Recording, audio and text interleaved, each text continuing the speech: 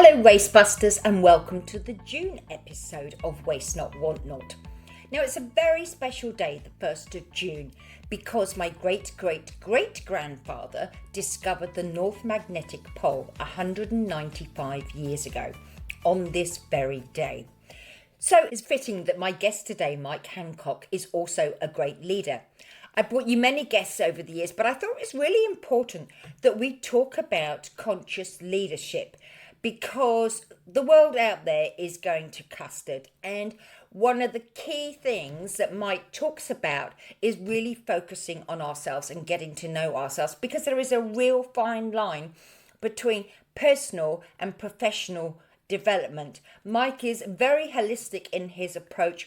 Although there are strategies to get you where you want to go, the important thing is that you really know yourself and your values, because that will stand you in good stead. It's really all about authenticity and bringing the human touch to business. That's so important. AI will never ever replace the human touch in things, because we can pick up all the cues from other people. We build relationships over time and we have that innate ability to make the connection, and connection is really, really important. Mike is a business alchemist. He is also a musician. He's also a speaker and a philanthropist, amongst many other things. And he has a huge variety of interests that just makes him such a fascinating person to talk to. So I hope you enjoy the episode. Welcome to the podcast, Mike. It's an absolute delight to have you with me. Philippa, it's great to be here and thanks for having me. You're welcome. You are a great believer in serendipity and signs and signals and things. And it was a mutual friend of ours said, have you heard of Mike Handcock? And I said, no. And I must have been living under a rock or something all this time. But having explored the depth and breadth of your work, I just have to have a conversation with you, because your multifaceted talents that you weave together. And I think the timing is divine, because you have just been awarded the Conscious Leader of the Year for 2026 and the top speaker by the International Association of Professionals. What a prestigious award. Well done. Yeah, it's lovely, actually. I see Paula Abdul got an award from them this year as well. So at first I thought, oh, is this a scam? Because there's a lot of companies with bogus things out there, and there was astronauts and all sorts of people getting things. So I went, wow, this is actually pretty cool. So it's lovely. We hope to go to New York for the ceremony in December. It's at the Park Hotel right on the park. So it's a nice place, although New York in December can be bitterly cold. Yeah, but you'll get a real Christmas, because I was born in England and I cannot get used to the New Zealand Christmases in the sun. Oh, yeah, but I was born in the Southern Hemisphere. So as soon as November comes, I've got my party hat on, because, it's school holidays, right? Absolutely. A lot of my work and focus tends to be on personal development. And Yep. I know your work is business orientated, but you bring the personal in because there's such a fine. Absolutely. There. Can you define what a conscious leader is? Because we're lacking it, I think, big time. Well, I think one of the beautiful things about the word conscious leadership is I think it means different things to different people. It's like a chef, right? You can be a Thai chef, a Chinese chef, a Mongolian chef, or just a good old burger flipping chef. The best description of it came to me from Forbes magazine back in 2016. And they said a conscious leader is not somebody who's trying to save the world. A conscious leader is somebody who's prepared to do the deep inner work inside themselves so that they can turn up as the best and most authentic version of themselves. And to me, that encapsulates conscious leadership. You cannot be conscious and say, I'm going to clean up the oceans, or I'm going to save the rare mongoose, or whatever, if you haven't done that work inside yourself to be the best version of yourself. And work on that constantly, because it's not something that ever goes away. I mean, I've worked with 80-year-olds who are still working on that. And luckily, I've worked with some 20-year-olds who are really starting to think about that as well. But most of us don't even think about it until we're 50 plus, and that's a shame. Well, yes, it's my sentiment entirely. Is part of the reason I started doing what I'm doing is because I started a degree when my children were like 2, because I wanted to understand their development so that I could help them help themselves so they didn't suffer the same things as I did. And that's the reason I carry on, because we are constantly evolving. And the more you discover you don't know. Oh, absolutely. Yeah, it's such a rich and diverse tapestry of work. And I know one of the things that has really inspired your work is the fact that you're a musician at heart, and it's the tempo and rhythm. To me, that plays a huge part in the energy, because it's the vibration that we're actually putting out. We've each got an individual tempo, and so there's no point in comparing ourselves to somebody else. We can listen to advice, but we have to fit in and know ourselves, because I know that's another thing that's important to you, isn't it? Oh, absolutely. And I mean, it was through my work in music many, many years ago that I started to come to this realization that every one of us has a soul note, right? Yes. And that we're a vibration. And the reason why you might say to me, Philippa, oh, meet Debbie. She's a most amazing person. She's wonderful. I love her. And I meet her and I go, Debbie sucks, right? You know, it's not that there's anything wrong with Debbie. It's that Yeah. we don't resonate together. It's sort of like, I don't know, you in the We're not key the of same C, you song probably sheet. wouldn't put a G flat and an F sharp together, right? It's just not going to work. So I realized that different people have different songs. We are just songs. And at a quantum physics level, all matter comes from light and all light comes from sound. So therefore, we are just actually music. Yeah. So you might be the most beautiful, divine Beethoven waltz, and I might be Ramstein, but we've both got music that we play, but yours is at a totally different tempo and melody, and mine's different as well. And there are 9 cadences in music. So that makes us complex beings. So there's tempo, there's rhythm, there's volume, there's all those sort of things, there's velocity. So when we look at ourselves, we attack things with a different velocity. Some of us have more volume than others of us. Some of us are different tempos. Some of us are just slow, and others of us are like this all of the time. I'm much more of that type of person. So I think that makes up the beautiful tapestry of life. But what I've learned through this is not to judge somebody who is not at my resonance, not because they're lower than my resonance, they're at a different resonance. And a Yeah. great example of that, before I hand back to you, is many years ago, I was working on a team in Indonesia, and it was for an Australian investor. And we had different people in the team, and she totally discounted this Malaysian guy because he was incredibly quiet and said he couldn't think and he had no brains and everything like this.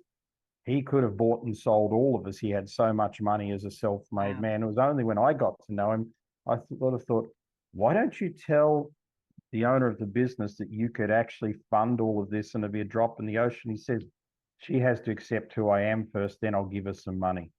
Wow. Everything she was looking for was right there. Absolutely. And I think as human beings, we're very limited in our perception and the way that we can receive that music. I have a great love of penguins. And Oh, because of yeah. my connection to Antarctica, my great great great grandfather discovered the Ross Sea region down there. And Wow, that's pretty cool. yeah, and he discovered the North Magnetic Pole using the Earth's magnetic field.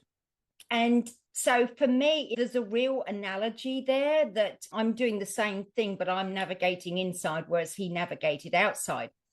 Yeah. Back to the penguins and nature, they have what you were talking about, the soul song. I call it the soul signature song, because penguins can be in colonies of thousands and they can still find one another, because Absolutely. animals hear things differently than we do. Again, we're very limited the way that we perceive things. So it is recognizing we sense it, but we can't verbalize what it is, can we? Well, I think the average person can't because we're too indoctrinated with the way we were brought up, the school system and things like that. But I think more and more now these days, we're finding people with special gifts that in my mind aren't that special, Yeah. that we've all got them. sometimes we run an exercise at events where we get two people who have never met before. So you and I have never met before, and we would stand next to each other, and then I have to give you the name of somebody I know very well. So I might give you the name of one of my best friends from school, and then you've got a minute to tell me everything that you know about him or her. And of course, you don't know anything, right? Yeah. So the minute you think, you destroy everything. But the people Yes. who are able to not think and just feel, on average, if we do this in a conference room, it's about 70% accurate. If we do this in nature with a little bit of a build up of people sort of getting comfortable in the situation, we can get 90, 95%. Sometimes people get 100% accuracy. Yeah. It's actually impossible on an educational basis. Like, I can't just give you the name of one of my best friends and you tell me that he's married, he's got 2 kids, his dog's name's Daisy, etc. Right? But you can't do that, but it happens every single time.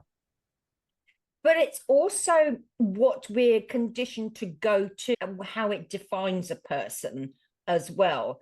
Because if you gave me that question, I'd be more inclined to think about the type of person that you might be attracted to and why they are your friend, as opposed to the fact that they, I mean, the name might give it away, but the fact that they're male or they have this or that role, it's where their passion is. Yeah, it's interesting though. But no, yeah, it does make sense. But people give names of people they work with that they couldn't stand, and we get people saying, "Look, I'm really sorry to say this, but this person's really aggressive and doesn't listen." And they're like, and the part of the thing is we tell people to do poker face. Doesn't matter how accurate they are, just give them your best poker face. And at the end, people are blown away by what people can tell them about somebody they've never met. So what I've learned through using that process is that we have skills and abilities that every one of us has, but we just don't utilize them. And we don't work that muscle, so to speak. And I think I've stood on enough sacred sites around the world to realize that when you're in places of certain energy, all amazing things can happen and that. And how that becomes practical for people is, if you're struggling with something at the moment, you won't fix it staring at your computer with a white wall behind it, right? Yep. You won't fix it by sitting in your study in your house, right? Or in your office at work. That's not going to solve the problem. You need to get out. You need to experience things that you enjoy, that light you up. There are 4 different environments. One is the ocean, one is the desert, one is the mountains, and one is the forest: ocean, desert, mountains, forest. And each of us resonate with one of those 4 spaces more than another one. For me, it's the ocean and then the desert. So just last week, we had a couple of days we were able to road through the desert. I can't tell you how much clarity it gave me on different things just by being out in the desert for a couple of days. Whereas if I sit in my office, so to speak, and try and solve these issues and think through them, I'm going to get like this level of understanding. If I allow myself out to experience the beauty of what God's provided, I'm going to get that level of things. I think so many of us encapsulate ourselves in these make-believe prison worlds of our own mind. Yes, I was going to go on to talk about having an open mind. So how do you bring this back to being a conscious leader and helping people in the business space? Well, I think the first thing is, if you do the deep inner work inside yourself to turn up as the best and most authentic version of yourself, one of the things that triggers is what you're really passionate about. Mm-hmm. And then from there, once you've found your essence, things that are in essence, like you mentioned, music. For me, I'm never too far away from a guitar. So I have one right here. They're always around me. So everything I do has to have some element of something musical in it. That's not my only passion. I have a number of them. But if you look at your top 3, if you take Lundy, my wife, for instance, her 3 biggest passions are spiritual philosophy, dance, and animals. So even though she's a very well-recognized businesswoman in her own right, her best-selling book is 460 pages of spiritual philosophy. And everywhere we travel, the one thing she wants to do is see the animals there. And if we don't put the time in there, To do that, she doesn't feel like the trip's been good, right? So it doesn't matter where we go. If we go to New Zealand, we go see the weta, right? That, folks, is an insect, by the way. But if we go anywhere, we'll go and try and see some of the local animals that they've got. We'd love to see bears in Europe and things like that, or America, the bison, or something. Australia has the magnificent birds and stuff like that. So once you can understand what some of these essences are, then you start to go, okay, how can I build this into the work that I do? And then what are the boundaries? You need to have boundaries. And the boundaries are what you say yes to, what you say no to. And once you start realizing those boundaries, you start to develop values. So for instance, for us, our values are love, intuition, freedom, empowerment, and nobility, right? 5 of them. That's a lot, right? For most people, I would suggest 3. And values become your GPS. They guide you to find your truest truth. And so you can be an accountant, but if you're an accountant with a love of cooking, and once a month you host a master chef's thing at your house for top clients, you'll become more memorable, you'll get more business, and you'll have more fun, and you'll enjoy it more. And you're actually being more conscious because you're living your truth. Whereas if you just go, oh, I'm going to hide that aspect of me, and I'm going to sit in my office and move numbers from the left to the right-hand side of the balance sheet, you're probably going to feel unfulfilled and have a mediocre sort of business. So you're actually building a relationship with the people you're doing business with and letting them see the whole of you as opposed to just the role that you're filling. Yes? And I think more and more these days, Philippa, that you have to do that because AI can't do that. No. The AI already has all your expertise. Yes. You know, it's so funny because Landy was talking to a lady who said, oh, my husband, his job will never be taken by AI because he's one of the best geologists on the planet and very few people can do what he can do. And she said to this lady, does your husband use AI? She said, yeah, of course he does. Then AI is already knowing everything he's doing. So the AI can probably replicate him, if not this year, definitely next year. But what it can't replicate is what makes us human. It can't replicate the fact that we have stood in that position with those 10 people around the boardroom for 30 years, and we understand the personalities, we understand the agendas that people have. We can see it in an instant what somebody's agenda is, so we can solve the problem or work our way around it or find a way to engage that person. AI can't do that, right? When you bring more of yourself to your business, then people get to see a side of you that makes them want to continue to have you in their life. And that's not replicable.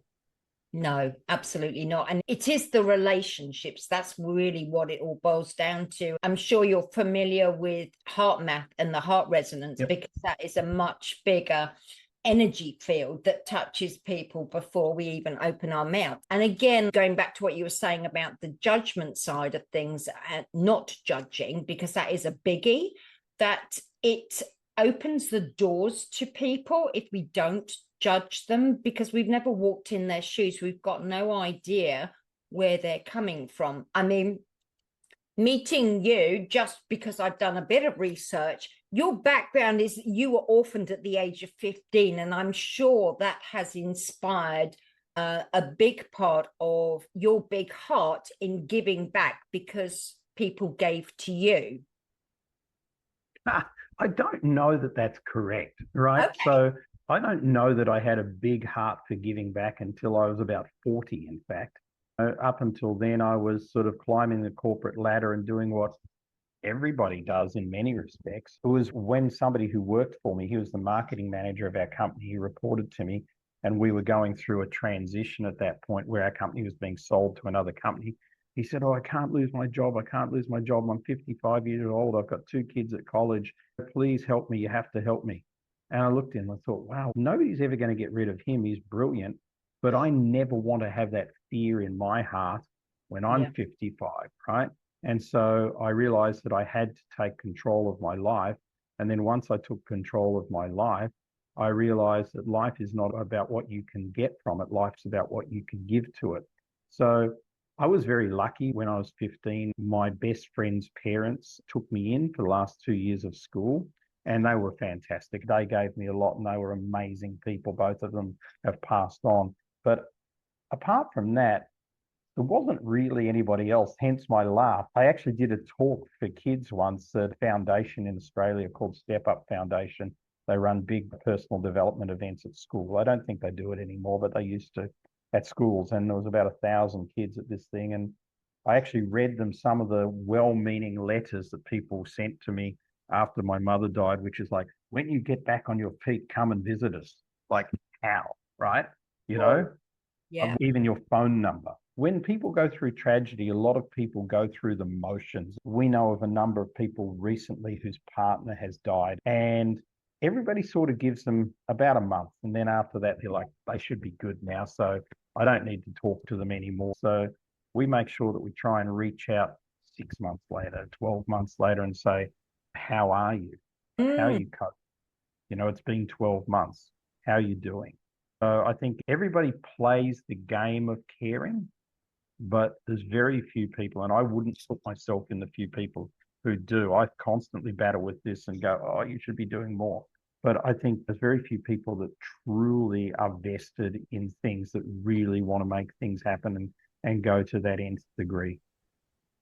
And I think within the business circle, and a lot of people talk about their purpose. And I think one of the big things that we're missing is creating space, not only for ourselves, but to give people time and space. And you're not necessarily doing anything, but just being a listening ear to someone or connecting. It is sustaining those relationships with people that is so important. I've had a number of people who've lost children. That must be absolutely heartbreaking. But even 20 years on, you know, remembering something, to recognize that in someone, because yes, as you must feel yourself, it gets less painful, but it never goes away. You never get right back on your feet. You just choose a different path, and you take the nuggets of what you've learned and learn to move on in a different way. Yeah. I think that's well said. You take the nuggets and move on in a different way. I think that's what most people do. Yeah, yeah. Talking of nuggets, because life is full of failures and things like that. And one good way, because I've got t-shirts in every conceivable shade of color for that, it's not to see them as failure. I mean, I failed my English language 6 times. I was told I was illiterate. And for a long time, I thought I was worthless, useless, and all the rest of it. And it's like somebody else's opinion of my capability, just that one person, how it has a profound effect on the future and what you can learn from knowing yourself, going back to the core of what we're talking about, how important that is. What kind of lessons have you learned for yourself? Well, I think I've learned that what other people think of me is none of my business. Yes. Yep. And I think as long as I can retain that, then I can keep pretty centered. You know, I'm very happy with who I am. I know I can do a lot better in some areas. I know I've done really well in other areas. But I think things like what you just explained are such a great example. I won the English Literature Prize at school. Right. And I've written 7 international best-selling books, but I failed the school exam in matriculation for English literature. And so therefore I failed the subject. And I was devastated. And I went to my teacher and I said to him, how can this happen? This is the government exam. I knew everything, right?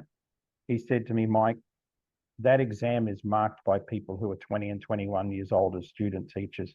You're far smarter than them. You just had a better grasp of the subject, and they're not looking for somebody who's smarter than them.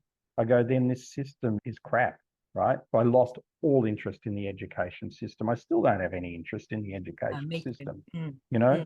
So I think that type of thing, and somebody bullying you or getting fired from work, those things don't define you. They're just a moment in time. And when you look back at those things, you sort of go, actually, those were good things for me because they set me on the path. I mean, we talk about failing things at school.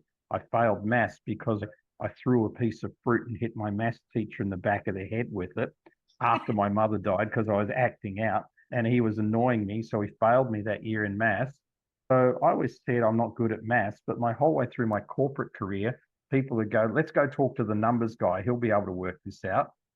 And they'd all come and ask me these business maths questions like, if we have 78 of these and we're going to charge $4.50 for them, but we want a 10% margin, what do we do? And I'd just be able to go, we do this. Yeah. And they go, oh, that's genius, right? And then they'd leave and I go, but I failed maths. That's what I'd be saying to myself. And how these people can't work this out. And I started realizing I may not have been able to do trigonometry and all the stuff you need for an engineering degree, but in terms of basic common sense maths, I'm as good as anybody. So was the teacher right or wrong? He was right maybe to fail me to teach me a lesson, but he was also wrong in that I didn't technically fail maths. I was as good as anybody else in it. I think we place too much emphasis as human beings on this stuff. Everything happens for a reason, they say. There's a reason that I played a lot of cricket. There's a reason in one of my last games, I missed the ball and hit me straight in the face, right? And I ended up with stitches in my face from that. And that never had happened in like 30 years of playing the game. So there's a reason for that. Maybe it's telling me you shouldn't be playing this for too much longer, right? But I think we place too much emphasis in it. And I think we also play the blame game. It's so much easier to blame others than to take personal accountability for yourself. If you've gone through a really tough divorce or breakup or something like that, for most people, you're equally as to blame in this. You had a part to play, right? So own that and move on. I have a very, very happy marriage. My wife and I are desperately in love after 12 years and all of that sort of thing. And wherever we go, people sometimes say to us, oh, I'd so love to have a relationship like you guys. And we say, talk to our previous partners. They'll tell you an entirely different story, right? Because everything we both did before that was a disaster. So what did you learn from the previous partners that you've applied to this one? Because again, it's about relationships. I was going to be cheeky and say to duck, but when you said that to apply to this one, there's no need to duck, you know. But in reality, I learned to listen more and I learned to communicate my feelings more. And that's not necessarily because I really learned it. It's because Landy, my wife, now is very strong on communication and very strong on listening skills. So she was able to find that and make it make sense to me very early. And in our relationship, we've spent so much time listening to each other and talking to each other. We do it daily. Whereas most people start to live past each other after a few years and they wonder why they don't communicate, why they don't really understand that other person. You've got to constantly communicate. You've got to constantly check in with people. But also not to give up yourself to that other person, because we evolve at different paces and it's allowing your partner or whoever you're with the space to evolve and not take stuff personally because they're not doing what you want them to do, kind of thing. Oh, absolutely. But it's also giving them the chance to evolve as well. You mentioned you're in personal development. I mean, I spent years in personal development and running personal and professional development companies. And I always love it when two partners turn up to an event together because I sort of go, oh, this is so good because they're both going to get learnings rather than one turn up, have this profound thing happen and then go home and the other one say, so how was the event? And they go, I can't tell him or her because they won't understand. They weren't there. They didn't see it. They didn't feel it. So they go, it was okay. Yeah. Whereas it's so good when people experience things together. And I think we as human beings in the modern world, I don't think it's that modern, but in the modern world, we're living past each other so much. If this was 500 years ago, most people did a lot of things together and lived their lives together and had communication and things like that, even in our grandparents' ages. But these days, we're so busy and there's so much to distract us. I mean, I feel like taking photos of everybody on their phones everywhere I go, and I'm going to do a whole TED talk on getting rid of phones because I think the way the world has changed because everybody's got their head stuck in a phone. There's nothing that pisses me off more when you go for a walk and somebody's walking by themselves with their earbuds in, watching their phone, and you just think, here you are in nature, you're really missing out the biggest connection that you can have, and you're talking to your phone. Yeah, exactly right. Couldn't agree more. I think it's the Isaac Newton 101. Every strength taken to an extreme becomes a weakness. Yes, true. And our phones are really handy tools, and I'm so glad to have one because it's so useful. But luckily, I'm of the age where I'm not tied to it. Yeah. And so when we go away on holidays, for instance, last year, I think we had 6 weeks off at Christmas. I just shut my laptop and didn't look at my emails. I didn't open my laptop for 6 weeks. Did I have my phone? Yes. I was Googling some things, what restaurant will we go to because we're now in such and such, but I didn't sit there looking at it the whole time. I didn't watch YouTubes on it or anything like that because that annoys me. It's too small. So that was it. My I phone's think we're of basically a an camera. era where we have done two extremes and we're coming back to actually recalibrate. A lot of people are waking up and becoming more conscious of the way that they respond to life itself, and getting to know themselves is becoming more and more important, and recognizing that they've become robotic, and everybody's craving for autonomy and sovereignty, but they're pointing the finger out there as if it's somebody else's fault, as opposed to taking ownership of it, as you were saying earlier. Yeah, we're all part of this. We all had our role to play. I mean, we all acquiesced. So it's just like vax, no vax. I mean, it's okay now to turn around and say, oh, the vax was bad and all of this sort of stuff. But if you didn't say it at the time, then you were part of it, right? And we've got to take that and just go, okay, we need to learn from that. Yes. So the next time we get told something that doesn't feel right, should we just accept it? Yes. Should we be sheeple, right? Yeah. That's the learnings, and hopefully we are learning from those things as well. Whether it's vax, anti-vax, whether it's eating the wrong foods, it doesn't matter what it is, right? It can be eating the wrong foods. I mean, do you have a choice? Do you eat a nice green salad or do you go get a pie, right? Every one of us makes choices. But once we've got the knowledge that we have that choice and that's our choice, then if you choose the pie, I like pies too. I'm a vegetarian. I like vegetarian pies, but I like pies. Then if I eat a pie, I go, okay, well, I've eaten the pie. That's fine, right?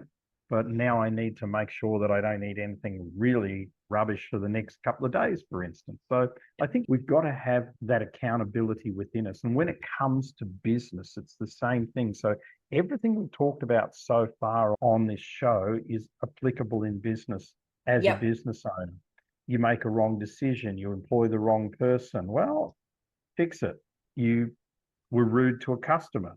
Don't be rude to the next one. You took on the wrong customer and it cost you a lot of money. Learn from that mistake. There's so many mistakes that people just make again and again in business. And one of them is choosing the wrong customers. They don't realize that just because their bank account's a little dry, that choosing the wrong customers actually is the thing that's drying out their bank account time and time again, because it takes all their time. It takes a bold person when your bank account's dry to go, that's the wrong customer. So I'm actually going to say no and walk away from you and keep looking. Wow. That's a really interesting point. And also, I think that again hits on the personal level, is because people are waking up to recognize who's in their life and who's energizing them and who's draining them. Absolutely. Absolutely. And this is something I learned so long ago. I've forgotten when I learned it, but I'm really grateful that I've applied it, because our business, our company's 20 years old this year. Wow. And we've never had one really terrible client. We've had a couple where we've gone, oh, maybe we shouldn't have made that decision. But like, I'm talking two, right? Whose names I can think of in 20 years. Wow. So we've had clients that we've had for almost 20 years. I think we're very lucky in that we've really walked away from a lot of clients. We've left a lot of money on the table with things, but I think what that's given us is our sanity. Well, is it really luck or is it judgment? It's judgment, of course. It's judgment. There's another podcast we did a couple of years ago in America where we talk about the day we walked away from a $1.3 million deal. Right. And it was one of the largest companies in South Africa, and we met with the CEO and we put together this deal, and then he said, go away and come back to us and tell us what you want to do and what the end price is and all that sort of stuff. And when we left, we just looked at each other and went, do we really want to work with them? I want to work with them. We go, oh, look, it's going to be about 1.3 million. We went, it's going to be the worst decision we ever made. And I remember when I rang him back and said, look, Lundy and I've had a chat. We actually don't think we're a good fit for you, and we'd like to recommend a couple of people who we think are. The amount of abuse I got on that phone, I can't even go into the F's and C's that I was called during that call by. But as I was holding the phone out here, I was just thinking, probably made the right decision. Good move. Nobody wants to lose that amount of money. Not even Elon Musk wants to lose that amount of money. But by the same token, I think if we had have taken that deal, we would have been desperately unhappy for the next couple of years. Wow. Fantastic. So was that just a knowing? You just felt it? Yep. It was things they said. It was the fact that they talked about what they wanted to do, but we knew that they had another agenda. We could see it. Yeah. It was things like that. And we didn't want to be involved in them using their staff as pawns, is a good word, right? Yeah. It's not what we wanted to be involved in. So we removed ourselves. It's that bigger picture, isn't it? It's actually, as you said, one of the skills in the business world, I guess, is being able to take time out to see the bigger picture and not such a narrow focus. That is, to me, what a conscious leader is seeing the gifts of what you've got around and how you fit the pieces together. So you bring them to life because you allow them. To me, there's nothing worse than doing a job when you're told what to do and somebody's looking over your shoulder. If you're employing me to do X, Y, and Z, yeah, by all means, I have to meet a certain mark or whatever, but give me some feedback, but don't stand right by my side and telling me what to do and not give me all. I mean, that drives me insane. Well, it happens a lot, right? So it definitely happens a lot. But those companies never really attain the level that they should because they can't, right? Yes. They can't. Whereas if you go and hire people that are better than you, I mean, if I could find people that are better than me at things, I'll hire them in a minute. Right? Yep. Because that way they can do the job that they'll be so good at doing, and I can relax and focus on something that I'm good at. I have a saying that if you work on your weaknesses, all you end up with is stronger weaknesses. Yeah, I'd much rather work on my strengths. Absolutely, yes. But I do think what you're saying is very courageous to be looking for someone who is better than you within. It may seem courageous. To me, it's just common sense. Right. Okay. Yeah. I guess it may seem courageous, but to me, it's like, it's just dumb to do anything else. Right. But again, I think it's that maturity because your ego's not in the way anymore. No, well, I have a healthy ego, but hopefully if you ask some of my friends or people in my industry, they'll go, Mike's got a very healthy ego, but I don't think my ego's misplaced, right? Well, that's the point. Yeah. I'm very certain of what's right for us and what's not right for us. And that's just experience. I've made more than enough of my mistakes over time. I hope not to make too many others in the rest of my career. But I think if you are prepared to make a decision and you make a decision with your value system, and remember ours are love, intuition, freedom, enrichment, and nobility. So let me explain a couple of those. So we looked at this organization and we went, are these people noble? No. Are we going to be able to enrich their lives and they enrich ours? Probably not. We're out. Our intuition's telling us we're out. We're out. If we don't follow that, then what we're saying is we're using the GPS that says we've got to go from A to B this way, but we're smarter than that. So we're just going to go over here, right? That's not smart. Yeah. And all of us have these internal value systems. People play guessing games with their own values. I think it's really important to do the deep work on your values. And how do you find your values? Look at what's pressing your buttons. One of my values, which is the nobility value, comes from the fact that I really don't like judgment, and I Hmm? really don't like misjudgment. Yep. So the nobility is sort of the other side of that.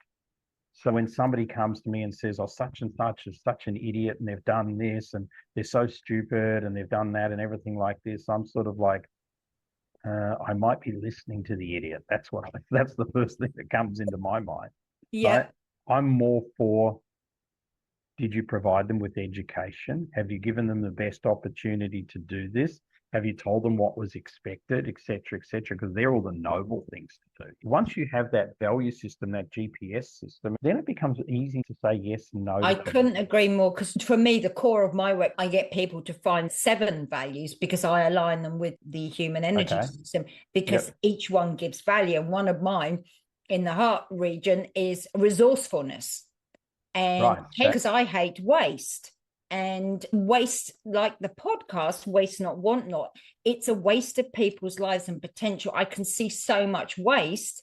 And I Yeah. started the podcast because I could see there was so much doom and gloom after COVID. And then, because my family motto is hope lightens difficulties, and God, you've got to shine a light on some scrumptious people. The lady down the road making homemade soap, she's really filling her bucket and she's serving the local community and doing greater good. But it's stretched far and wide, and it's such a big thing. For me, it's about being resourceful on many, many levels. I built a tiny home recently and I was resourceful in the way that I did that as well. And Fantastic. yeah, it was such an accomplishment. One of the things that I agree with you is listening. And I'm surprised you said you weren't aware of your gift in giving back. And one of the things you learned from Lani was the listening. Bearing in mind you're a speaker and you've been in the business, I would have thought that you probably didn't recognize how good a speaker you were or how good a listener you were because you were already attuned. So I'm firing it back at you. Yeah, well, maybe you're right. I think I'm a reasonable listener now. I think everybody can improve all the time, but I really try and listen. So often, yeah, people laugh and say, for a speaker, you don't say much in social settings. But because I'm listening, and Yeah. also because I'm fundamentally an introvert as well. So it's easier for me to listen than to have to hold court all the time. But it's different than when you're on a stage, you're there to give your opinion and help people and shift them to the next level. But firstly, listening. I mean, so many people in selling anything go, why did that customer not buy? The reason was because they told you they wanted a black and white zebra and you're selling them a giraffe. That's why. Yes. Yes. Looking at your Circle of Excellence logo in the background, has it been part of your business for the 20 years? Not quite. No, we rebranded the company to Circle of Excellence around 10 years ago. Before that, it was a service that we offered. Right. So what does excellence mean to you? The word excellence is really my wife's word. It came from her, and it's one that I've adopted. She's so much more excellent than I am. But for me, it means doing the best that you can at the time and not substituting quality for trying to make an extra dollar or something inferior because you're in a hurry. Well, you're not going against your values. You're in line with your values as well. To excel yourself, you have to be in line with your values, I guess. Yeah, that's a good thing. As you say, the core word of excellence is excel. So it's Yes. about moving forward. So Yeah. you could call it the circle of moving forward. Yeah. Fantastic. Is that a dragon or a phoenix? It is a dragon. And what's the symbology of that? Well, we have a lot of symbology throughout everything that we do. It's part of both of our loves for deep ancient wisdom. The dragon is a mythical being. I believe there were dragons at one point of time, probably still are. They sit on gold, but you have to really get to know the dragon before you'll get some of that gold, or you could get burnt. They're the fire energy. So the fire energy is all about igniting other people's flames. And as we know, a candle can ignite another candle and not lose anything that it has as well. So that's Yes. the portion of providing relationships and warmth and love. There's a lot of love in what we do. a lot of people think it was weird, but if we're talking to one of our clients, we normally finish the conversation with them by saying, lots of love, Philippa, Yes. we Yeah. love you. And they Yes. say, no, we love you too. I mean, who says that with their clients, right? But we do. So I think the dragon's there because it's mythical. It has a relationship with air, and air is lifting above. It can see above everything else. It's pretty Right. invincible. Sits on the gold. Yeah. It's wise. If you ever watched Merlin on Netflix, the dragon is the wise oracle in that. If you ever watched, what was the one where Sean Connery played the dragon? I thought he was great. He was always the wise one as well there. So there's a wisdom to it. Mm. So how have And you the gold. integrated your love of ancient wisdom and alternative archaeology, I believe you're into as well? I am into alternative archaeology.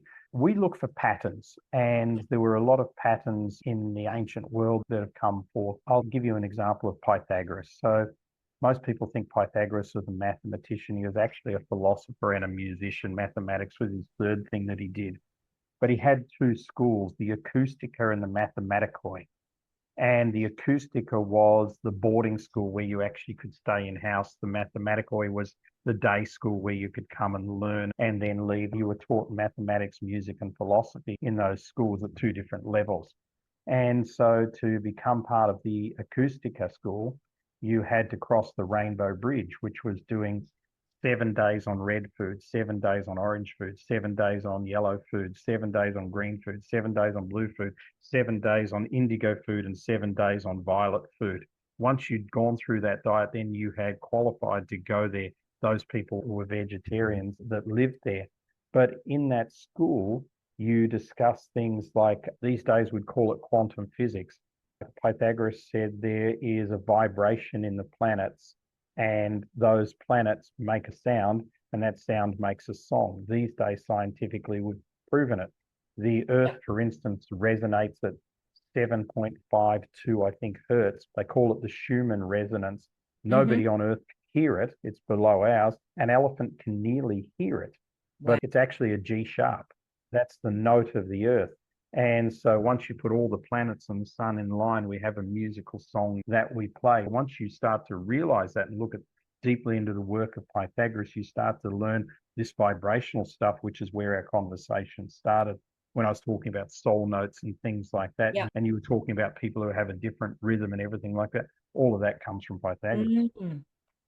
Yeah, fascinating. Whenever there's a rumbling or something, the elephants are the ones that head to the hills first because they have a greater hearing. And dogs and wolves, they know when the predators are around because we just can't hear it. Absolutely. Have you come across Robert Edward Grant?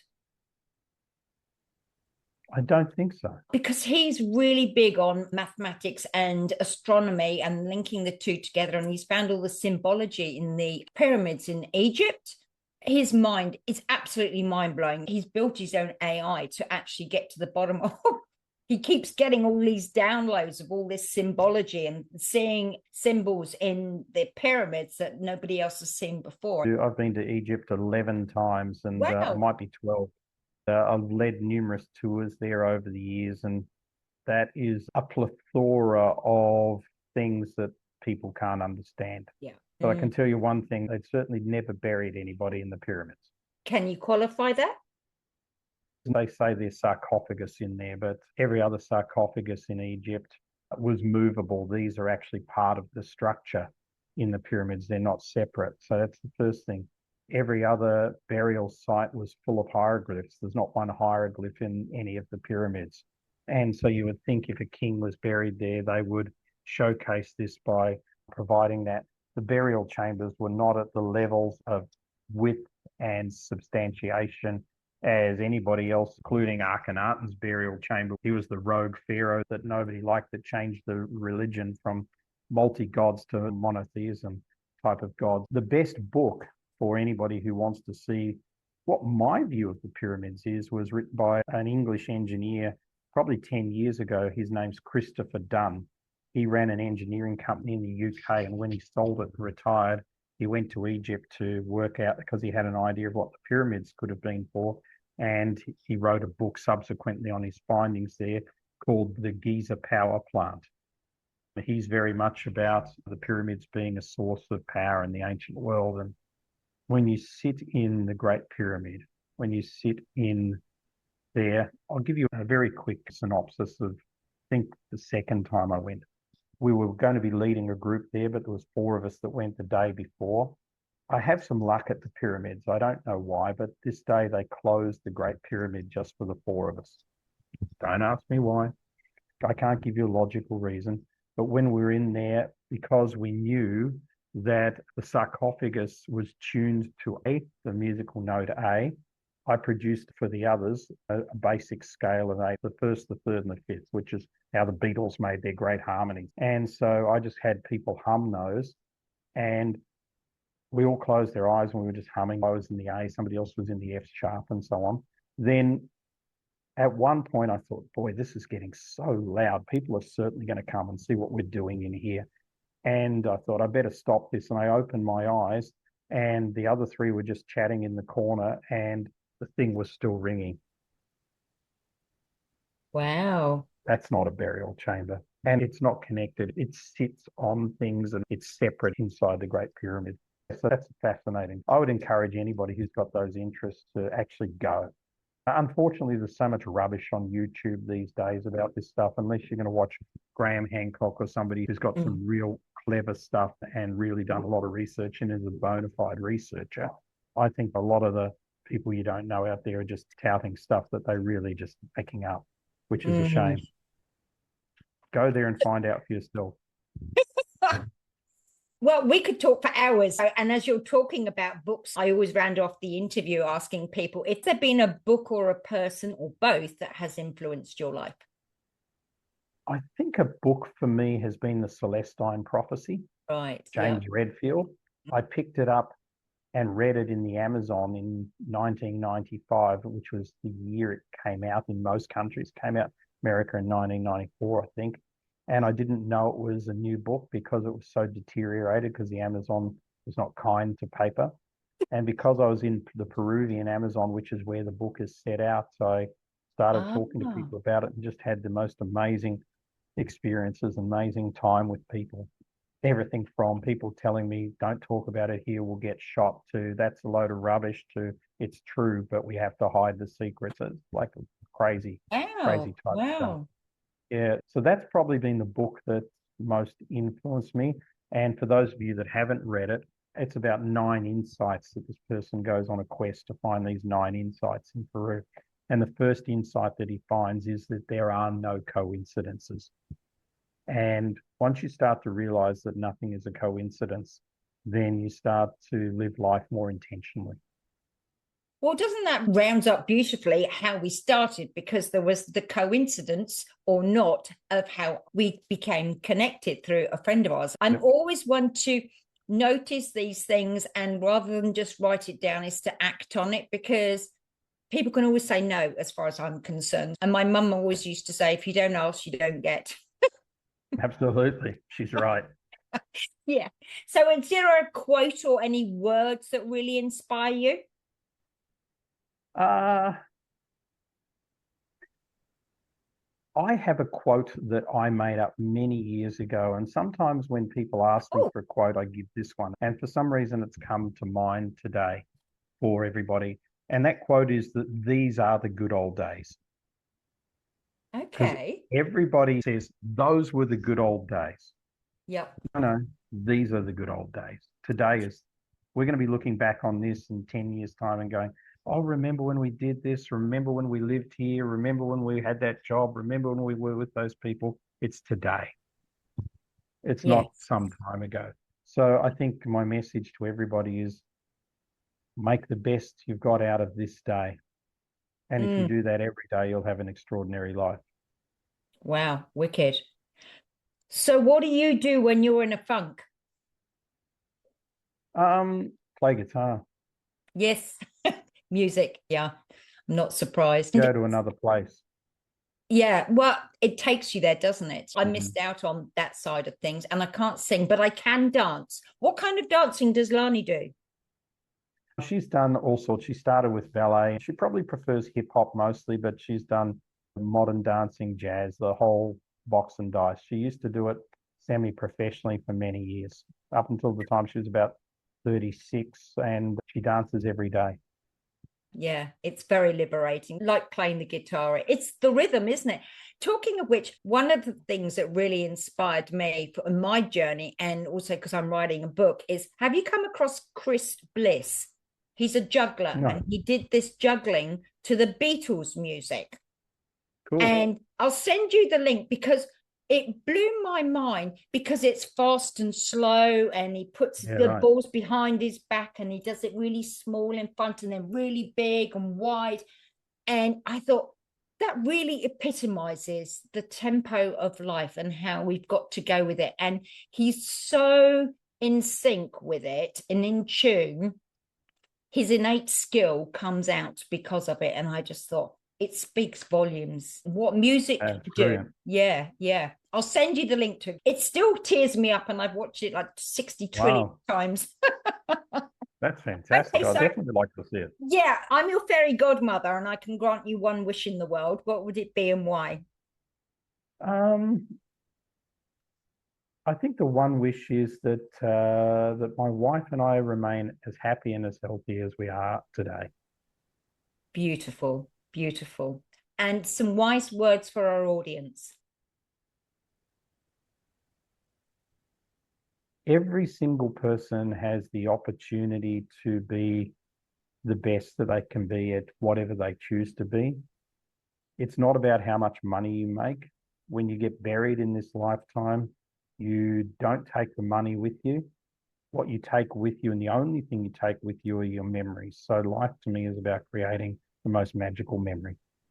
Awesome. Brilliant. Thank you so much for your time, Mike. It's been truly inspirational on many, many levels. And we must do it again, because there are many other things that I'd love to talk to you about. Thank you. Thanks, Silva. I really appreciate you. You're welcome.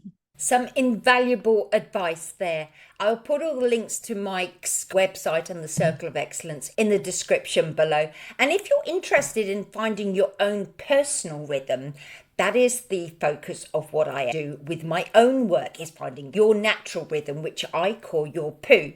If you'd like to go to my website, you can have a look at the details of what I call the personal intelligence profile and the whole philosophy behind the work that I do.